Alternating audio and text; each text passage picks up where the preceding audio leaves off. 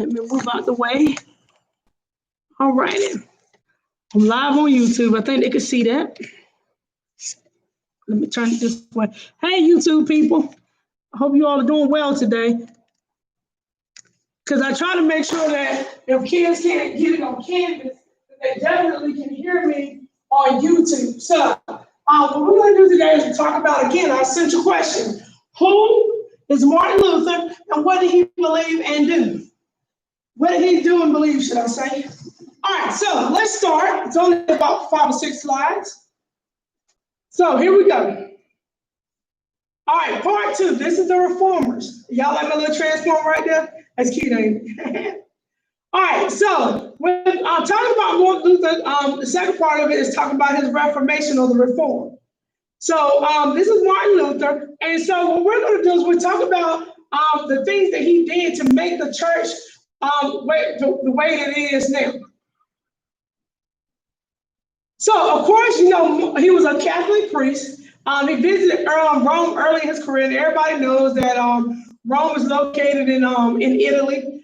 He saw the other priests acting sinfully and began to doubt church teachings. And so, as a Christian person, when they talk about somebody's doubting, they're talking about somebody having a sinful nature, that means that you're acting unChrist-like. So there might have been some situations where he saw some preachers or some pastors who were over the church and they were living riotous lives.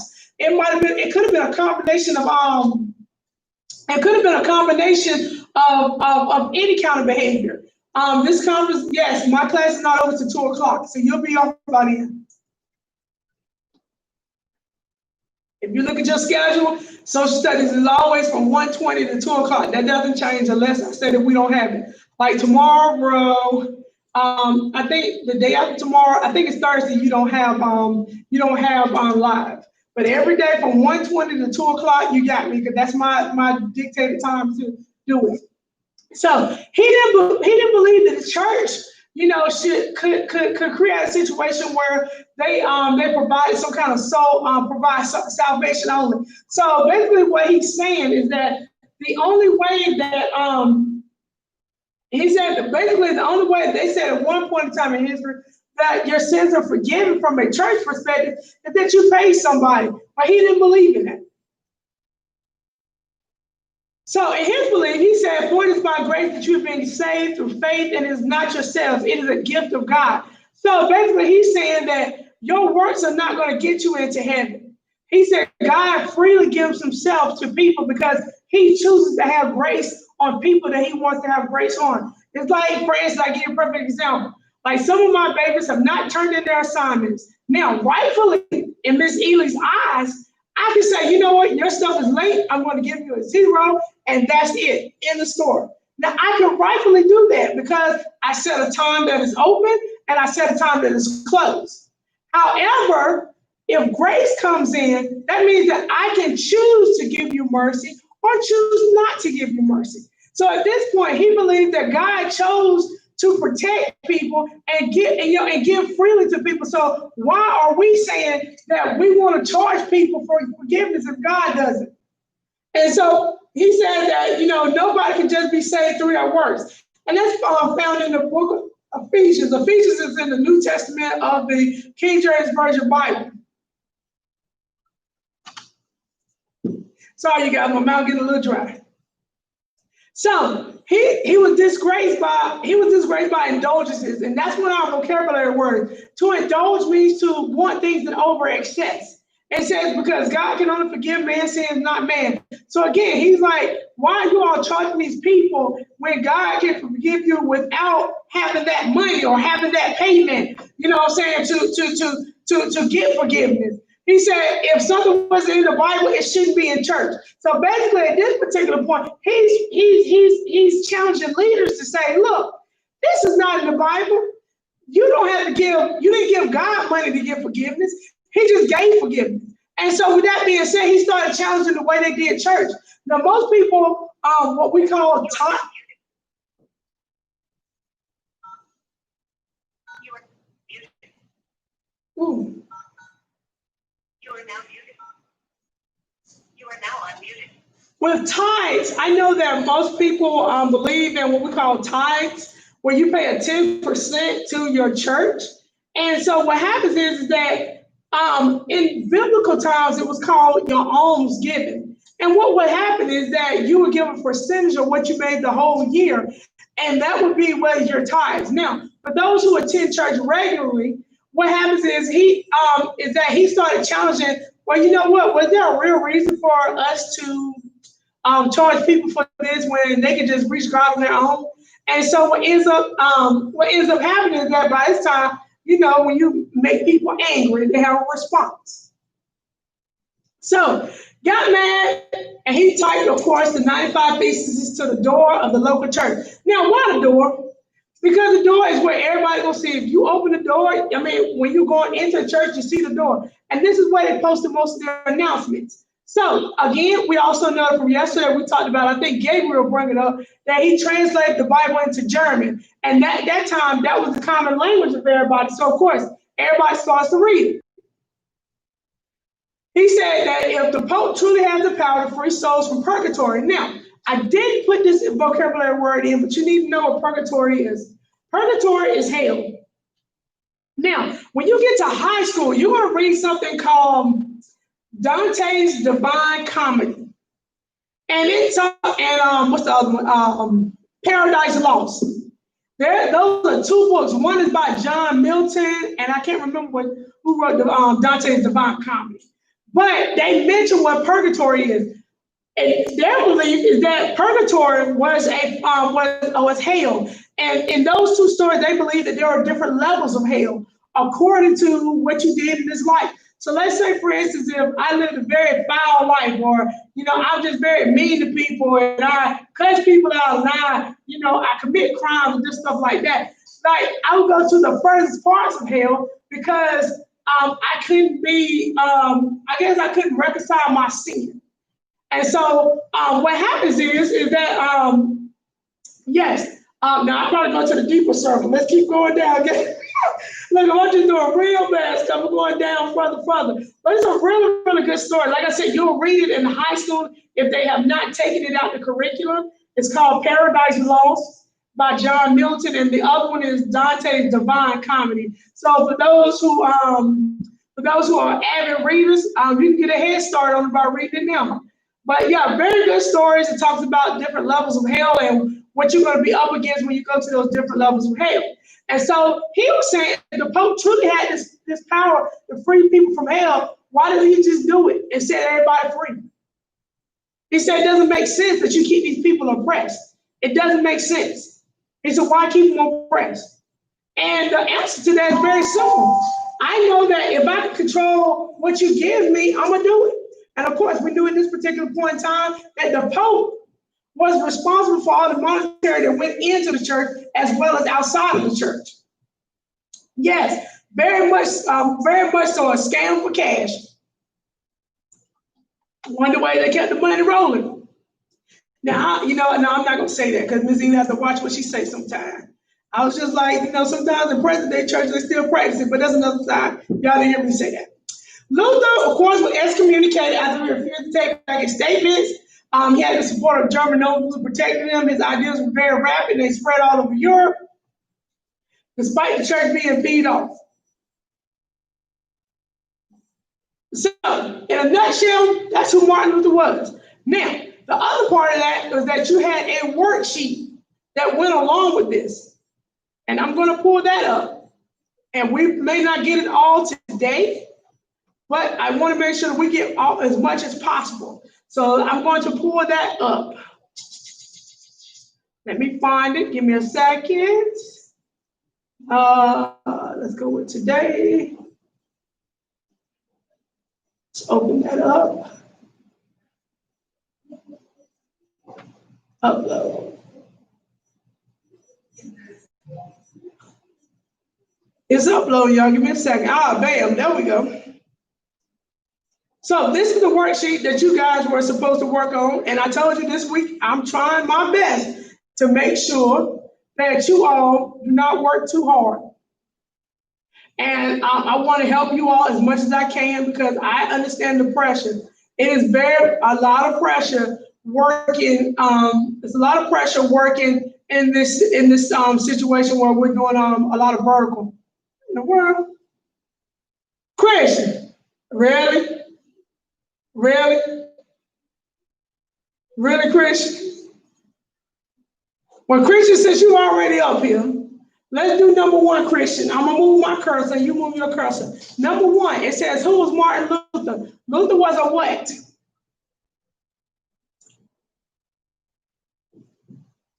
Christian, I'm waiting for you to type in your answer. Luther was a what?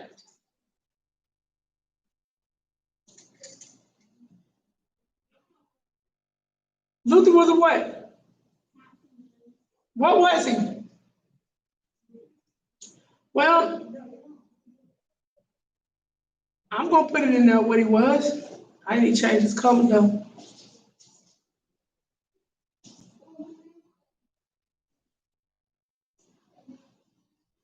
Let's change his color to black. All right, let's make this black. We know that he was a priest. I don't know why I can't make it smaller.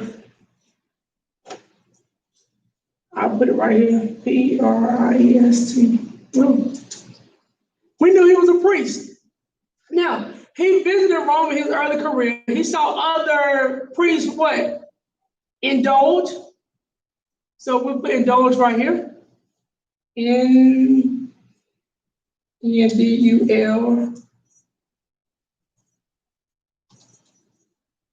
N-D-U-L.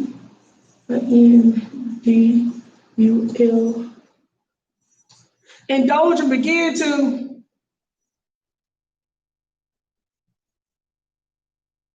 change, but change right here. Change church teachings. He did not believe the church could provide salvation. So what did Martin Luther realize as he watched people from the stairs? He realized that God can extend grace. And we'll just put it right there. He can extend grace. I'll just put it short right there. They can extend grace. Why is what Martin Luther says in the church so important to his beliefs? Because it changed how church operated. Ooh.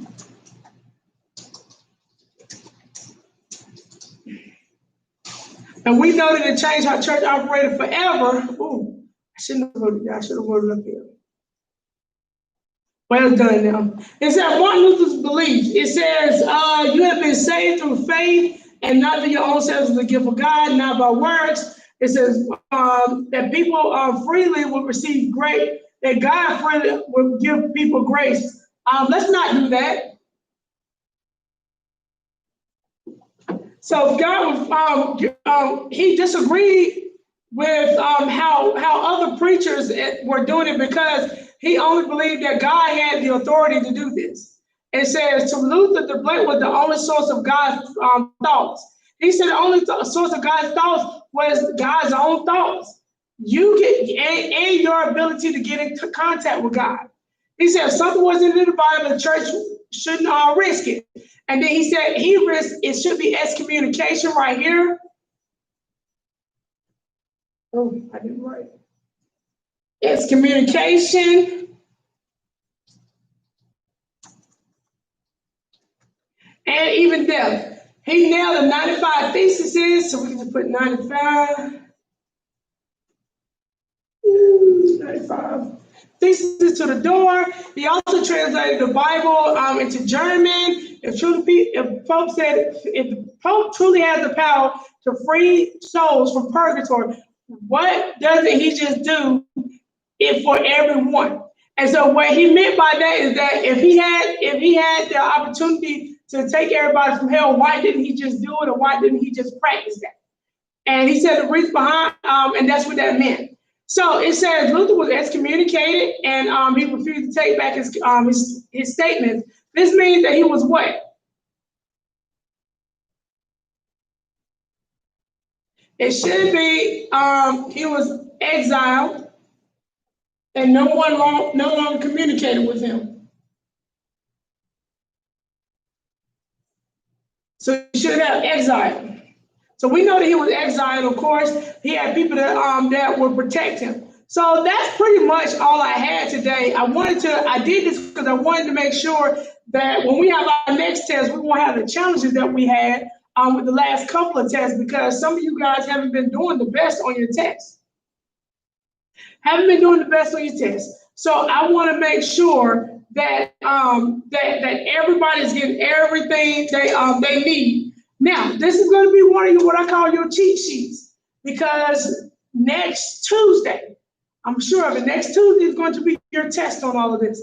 I'm going to resolve it and put it all in a nice, neat package so that you can have your test on the Reformation with Martin Luther. So I did start early today. I wanted to make sure that you all had this cheat sheet.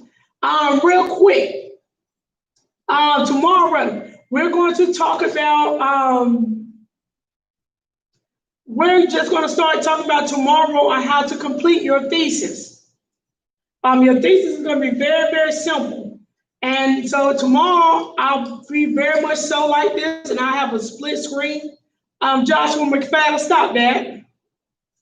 We'll have a split screen so that we can kind of go through it, because it can be difficult if you don't pay attention to it, and if you don't know exactly what you're doing. So tomorrow, that is what we're going to be focusing all our attention on, and how to complete the 95 theses. So today I did pretty good. I stayed within 20 minutes, and I did give you something that you needed, which was your handout. And we completed most of your handout. You can go ahead and finish the rest, because I told you it's going to be used for a cheat sheet.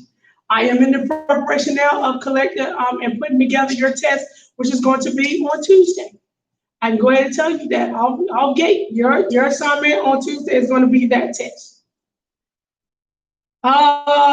Do anybody have any other questions? My wonderful 12 people who have joined me today.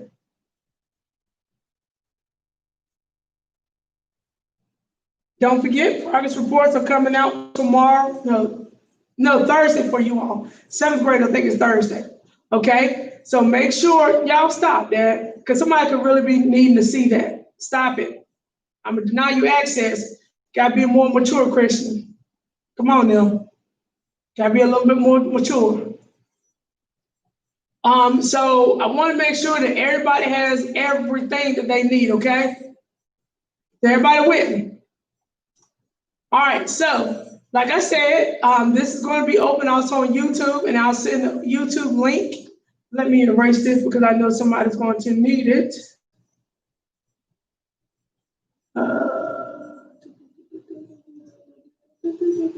Who's erase it? Let me see if I erase it.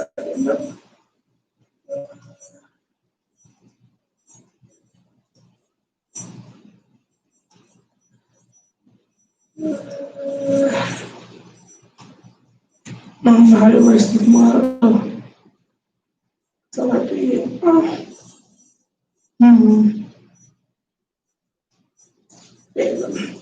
All right, so everybody know this is where we at. We've done everything we're supposed to do. I will see you all tomorrow. Great day.